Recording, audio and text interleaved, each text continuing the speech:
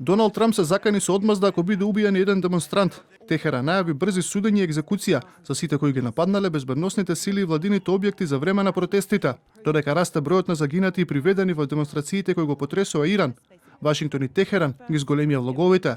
За аналитичарите, Иран е само пион на големата шаховска табла, а главната цел на американската администрација и понатаму останува неутрализирање на Пекинг и Москва. Всушност настојува да ги сруши диктаторските режими кои што се оценити како оска на злото и кои што соработуваат пред се тоа диктатори, кои што соработуваат со Русија и со Кина. Да. Но, од друга страна, има и пријателски држави, каде што има диктатори, меѓутоа тој нив не ги руши. Иранската влада не попушта под заканите на Трамп, најавува јавни судења, а оние кои ќе бидат прогласени за виновни ги чека смртна казна.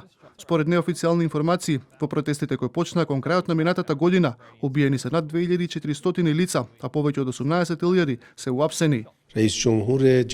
Ако сакаме да направиме нешто, треба да го направиме тоа сега. А ако некој некого го запалил или обезглавил, тогаш мора брзо да си ја завршиме работата. А ако е 2 месеци, 3 месеци подоцна, нема да има исто влијание. А ако сакаме да направиме нешто, мора да го направиме брзо. Демонстрантите кои ги нападнаа безбедносните сили треба да добијат приоритет за судење и казнување.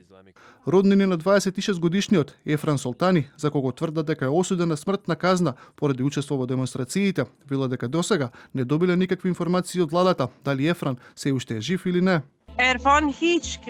Ефран никогаш не е учествувал во насилства. Целото уништување го прави режимот, за да ги замолчат младите. Тие измислуваат обвинувања против нив. Доналд Трамп пак се закани со одмазда ако Иран почне со екзекуција на притворените демонстранти. И покрај апелите на Техеран за преговори, тврди дека нема намера да се сретне со представници на иранската влада и ги охрабри демонстрантите, порачувајќи дека помошта е на пат. А ако ги обесат, ќе видите некои работи, ќе преземеме силна акција ако направат нешто такво. Не сакаме да се заборави тоа што се случи во Иран. Едно е да се протестира, но ако тие почнат да убиваат илјадници луѓе, а сега вие ми кажувате и дека ќе ги обесат, ќе видиме како ќе им се врати тоа. Но сигурно нема да биде добро. Демонстрациите кои започнаа на 28 декември поради остриот пат на вредноста на иранската валута за брзо време прераснаа во антивладини протести и барања за крај на владењето на врховниот лидер Ајатолахот Али Хамнеи.